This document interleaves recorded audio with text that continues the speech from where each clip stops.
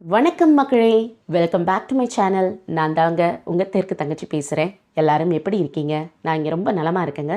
நீங்களும் ரொம்ப சந்தோஷமாகவும் நலமாகவும் இருப்பீங்க நம்புகிறேன். ஃபர்ஸ்ட் உங்ககிட்ட ஒரு சாரி கேட்கணும். ரீசன் என்னென்னு பார்த்தீங்கன்னா, நான் அடுத்த வீடியோ போஸ்ட் பண்ணுறதுக்கு கொஞ்சம் டிலே ஆகிடுச்சு.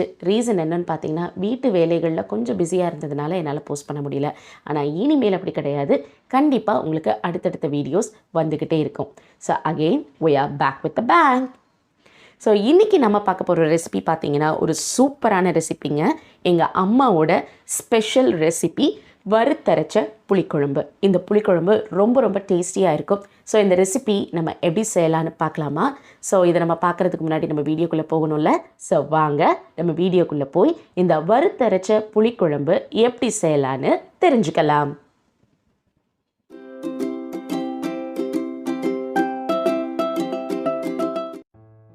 இந்த குழம்பு செய்வதற்கு தேவையான பொருட்கள்னு பார்த்தீங்கன்னா, கத்திரிக்காய் வந்து பிஞ்சு கத்திரிக்காயாக ஒரு 7 போல் நான் எடுத்துருக்கிறேன்.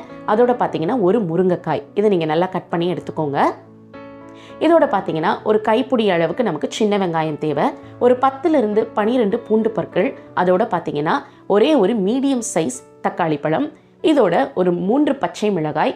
அதோட பார்த்தீங்கன்னா ஒரே ஒரு பெரிய நெல்லிக்காய் சைஸ் அளவுக்கு நீங்கள் வந்து புளி எடுத்துகிட்டு அதை நல்லா திக்காக கரைச்சி இந்த மாதிரி எடுத்துக்கோங்க. இதோட நம்ம வறுத்தரைக்கிற பொருட்கள் பார்த்திங்கன்னா, காய்ந்த மிளகாய் வந்து நீட்டு மிளகாய், காஷ்மீரி மிளகாய், அதோட ஒரு 4 டேபிள் ஸ்பூன் அளவுக்கு நமக்கு தனியா, அப்புறமா மிளகு, சீரகம், அரிசி, அதோட ஒரு 3 டேபிள் ஸ்பூன் அளவுக்கு நமக்கு துருவின தேங்காய். மற்ற அளவுகளை நம்ம சமைக்கும் பொழுது பார்க்கலாம்.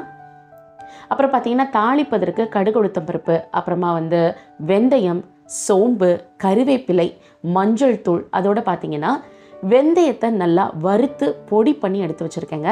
அது வந்து ஒரு 1/4 டீஸ்பூன் அளவுக்கு நம்ம சேர்த்துக்கலாம்.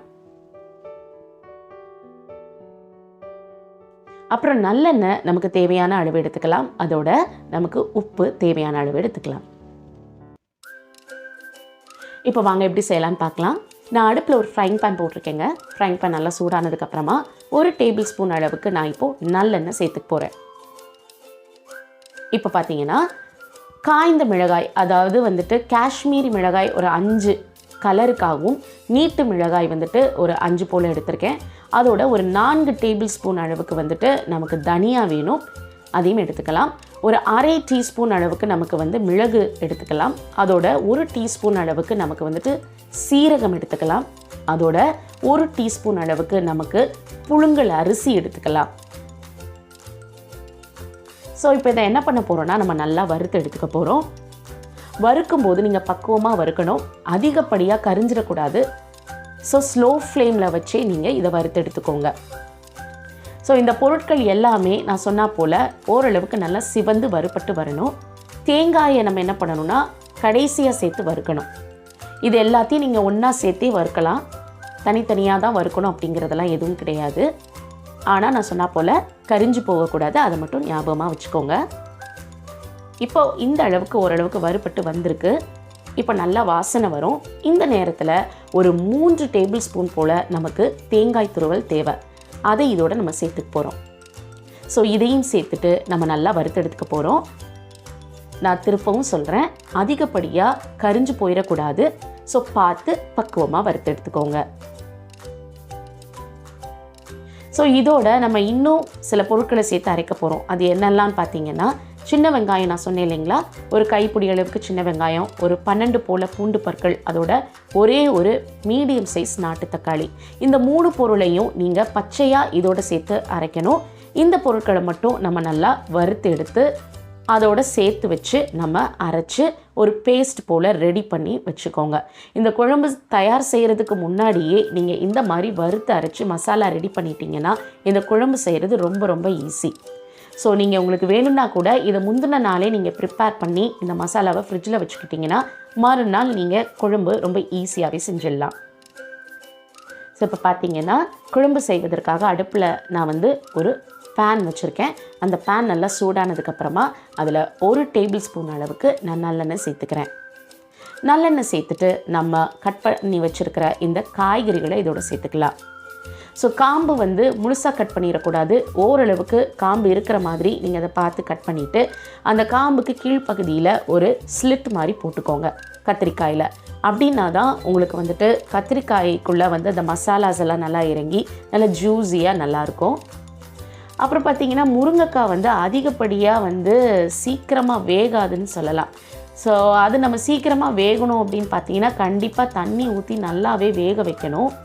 அப்போ தான் நம்ம குழம்பு வந்து நம்ம அடுத்து செய்யும் பொழுது ஈஸியாக இருக்கும் நமக்கு. அதனால நான் என்ன பண்ண போகிறேன்னா நம்ம கொஞ்சமாக உப்பு சேர்த்துக்கலாம். ஏன்னா நம்ம உப்பு சேர்க்கும் பொழுது ஓரளவுக்கு நமக்கு வந்து குயிக்காக வேகிற மாதிரி வரும். அதனால் உப்பு சேர்த்துட்டு ஒரு 1/4 டீஸ்பூன் அளவுக்கு நமக்கு மஞ்சள் தூள் அதையும் நம்ம இதோடு சேர்த்துட்டு நல்லா வதக்கிக்கலாம்.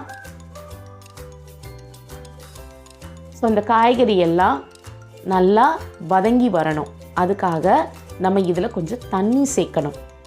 நம்ம எந்த தண்ணி இதில் ஃபஸ்ட்டு சேர்க்கணும் அப்படின்னு பார்த்தீங்கன்னா, இப்போ நம்ம வந்து மசாலா அரைச்ச அந்த மிக்ஸி ஜார் இருக்குது இல்லைங்களா, ஸோ அந்த மிக்ஸி ஜாரில் மசாலாஸ் எல்லாம் கொஞ்சம் நிறையா இருக்கும். அதில் கொஞ்சம் தண்ணியை நல்லா ஊற்றி மிக்ஸ் பண்ணி அந்த தண்ணியை நீங்கள் கொஞ்சம் எடுத்து வச்சுக்கோங்க. அந்த தண்ணியை நம்ம வந்து ஃபஸ்ட்டு இதில் சேர்க்கணும்.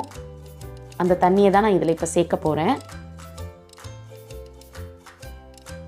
அந்த தண்ணியை சேர்த்துட்டு இதோட இன்னொரு கப் அளவுக்கும் நமக்கு தண்ணி சேர்த்துக்கலாம்.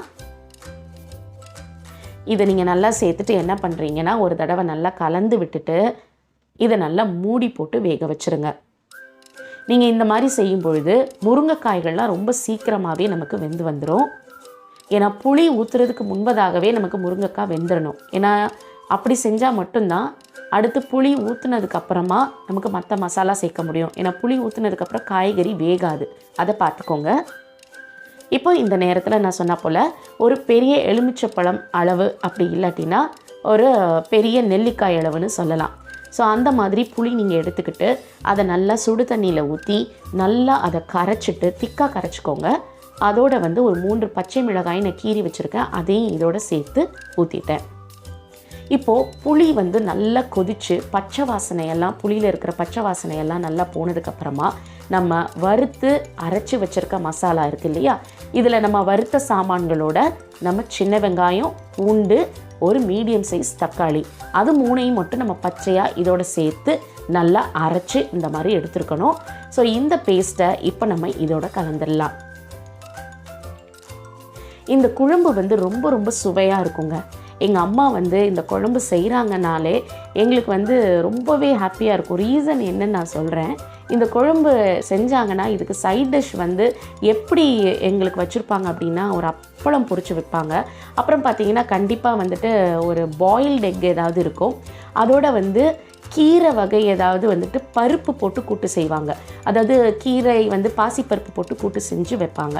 அப்படி கீரை இல்லைன்னா பாசிப்பருப்பு போட்டு ஏதாவது காய்கறிகள் போட்டு கூட்டு செய்வாங்க. அதாவது சொரக்காய் அப்படி இல்லாட்டினா பீர்க்கங்காய் இல்லாட்டினா சௌச்சௌ இந்த மாதிரி ஏதாவது காய்கறிகள் எடுத்துகிட்டு அதை பாசிப்பருப்பு போட்டு கூட்டு செஞ்சு வச்சுருப்பாங்க. ஸோ இதுதான் இதுக்கு வந்து சைட் டிஷ் காம்பினேஷன் ரொம்ப நல்லாயிருக்கும். ஸோ ஏன்னு பார்த்தீங்கன்னா இது கொஞ்சம் நல்லா காரசாரமாக நல்லா இருக்கும் இல்லையா. ஸோ கொஞ்சம் சட்டிலான தொட்டுக்கிற வகைகள் நம்ம வச்சு சாப்பிடும் பொழுது டேஸ்ட் வந்து ரொம்ப அட்டகாசமாக இருக்கும். ஸோ கொதிக்க கொதிக்க நல்லா சாதம் வச்சுட்டு அதோட இந்த குழம்பையும் சேர்த்து நல்லா பிசைஞ்சு சாப்பிட்டிங்கன்னா டேஸ்ட் அட்டகாசமாக இருக்கும். நான் சொன்னால் போல் இந்த மாதிரி சைட் டிஷ் நீங்கள் வச்சு இதுக்கு சாப்பிட்டு பாருங்கள், டேஸ்ட் அட்டகாசமாக இருக்கும். இப்போ குழம்புக்கு நமக்கு எவ்வளோ தேவையோ அந்த அளவுக்கு நம்ம தண்ணி சேர்த்துக்கிட்டு அதை கொஞ்சமாக லூஸ் பண்ணிவிட்டு அப்புறமா உப்பு தேவையான அளவு அதோடு சேர்த்துக்கலாம். இது வந்து கம்ப்ளீட்லி ஆப்ஷனலுங்க.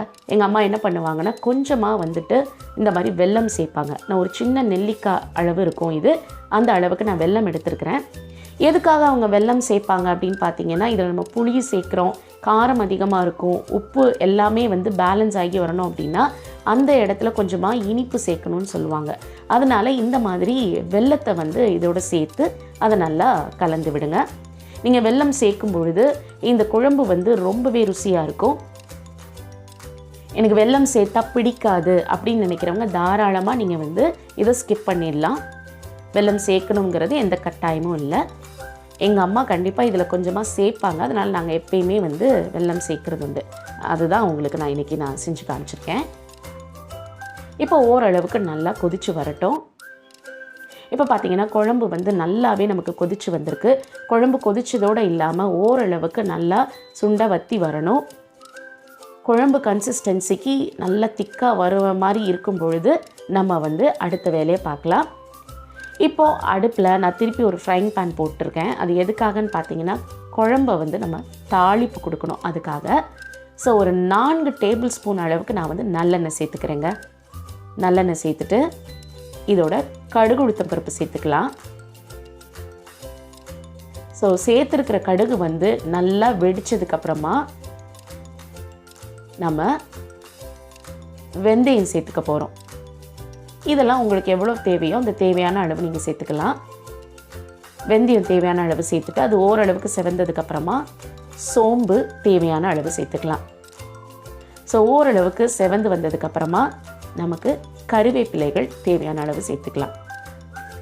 ஸோ எங்கள் தூத்துக்குடி சைடில் பார்த்திங்கன்னா குழம்பு வகைகள் எல்லாத்துக்குமே வந்துட்டு கடைசிலையாக தான் நாங்கள் வந்து தாளிப்பு கொடுப்போம்.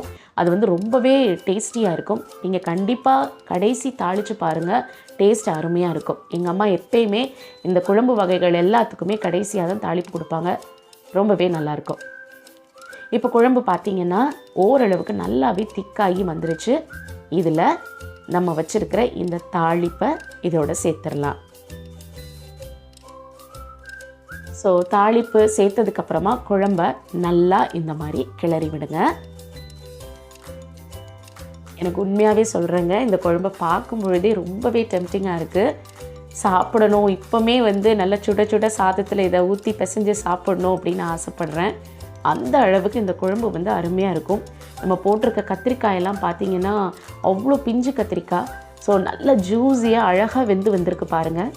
ஒரு கத்திரிக்காய் கூட உடைஞ்சி போகலை. அந்த கத்திரிக்காயில் நான் சொன்னால் போல் கீழே வந்து நான் கீரல் சேர்த்துருக்கேன். ஸோ மசாலாஸ் எல்லாமே அதில் நல்லா அழகாக கோட்டாயிருக்கும். முருங்கைக்காய்களும் பாருங்கள் நல்லாவே வெந்து வந்திருக்கு. ஸோ அதனால தான் நம்ம ஆரம்பத்திலே கொஞ்சம் தண்ணி சேர்த்து நம்ம காய்கறிகளை கொஞ்சம் வேக வைக்கிறோம். ஸோ நான் சொன்னால் போல் நீங்கள் சைட் டிஷ் இதுக்காக நீங்கள் வச்சு சாப்பிட்டு பாருங்கள். பாயில்டு எக் வச்சுக்கோங்க, அதோட அப்பளம் பொரிச்சுக்கோங்க. அப்புறமா பருப்பு சேர்த்த கீரை வகை, அப்படி இல்லாட்டினா பருப்பு சேர்த்த ஏதாவது ஒரு நீர்க்காய் கூட்டு இதை சேர்த்து வச்சு சாப்பிட்டு பாருங்கள். டேஸ்ட் அட்டகாசமாக இருக்கும். இப்போ குழம்பு அமர்த்தினதுக்கு அப்புறமா நம்ம என்ன பண்ண போகிறோம்னு பார்த்தீங்கன்னா ஒரு 1/4 டீஸ்பூன் அளவுக்கு நமக்கு வெந்தயம் இருக்கு இல்லையா, அதை வறுத்து பொடி பண்ணி வச்ச பொடியை இதில் சேர்க்க போகிறோம். ஸோ புளிக்குழம்பு, காரக்குழம்பு இந்த வகைகளுக்கு கண்டிப்பாக இந்த மாதிரி நம்ம வறுத்து பொடி பண்ண வெந்தயத்தூளை அதோடு சேர்த்துக்கும் பொழுது குழம்பு ரொம்பவே வாசனையாக இருக்குங்க. இப்போ பருப்பு குழம்பு அப்புறமா சாம்பாருக்கெல்லாம் நம்ம கடைசியில் எப்படி வந்து பெருங்காயத்தூளை வந்து நம்ம அதோட சேர்த்து தாளித்து கொட்டுறோமோ அதே மாதிரி தான். ஆனால் இந்த வெந்தயத்தூளை வந்து நம்ம தாளிக்கக்கூடாது. ஆனால் குழம்பு ஆஃப் பண்ணதுக்கப்புறமா கடைசியாக இந்த வெந்தயத்தூளை இதோட சேர்த்துக்கணும். இப்போ குழம்பு கமகமன்னு அவ்வளோ வாசனையாக அருமையாக இருக்கும். இந்த வறுத்தரைச்ச புளிக்குழம்பு ரொம்பவே சூப்பராக இருக்குங்க. ரொம்ப ரொம்ப சுவையாக இருக்கும். நம்ம லைஃப்பில் கூடுமான மட்டும் நம்ம ஹியூமன் வேல்யூஸை தெரிஞ்சவங்களாக இருக்கணுங்க. அதாவது வாழ்க்கையில் ரொம்ப ஸ்ட்ராங்காக இருக்கிறோம் அப்படின்னு சொல்கிறவங்க எப்படி இருப்பாங்க தெரியுமா? பிறரோட துன்பத்துலேயும் பிறரோட கஷ்டத்துலேயும் அவங்கள வந்து இன்னுமே துன்புறுத்த மாட்டாங்க. அதே நேரத்தில் அவங்க படுற கஷ்டத்துலேயும் நஷ்டத்துலேயும் கூட இருந்து அவங்கள தூக்கி நிறுத்துவாங்க. ஸோ நம்மளும் அப்படி தான் வாழ்க்கையில் நடந்துக்கணும். ஸோ இந்த வீடியோ உங்களுக்கு ரொம்ப பிடிச்சிருந்தா லைக் பண்ணி, ஷேர் பண்ணி, கமெண்ட் பண்ணி, மறக்காமல் தெற்கு தங்கச்சி சேனலுக்கு சப்ஸ்கிரைப் பண்ணுங்கள். ஸோ இதே மாதிரி இன்னொரு வீடியோவில் உங்களை நான் மீட் பண்ணுற வரைக்கும் எப்பொழுதும் சந்தோஷமாகவே இருக்கணும், சிரிச்சுக்கிட்டே இருக்கணும். Take care all. Bye bye.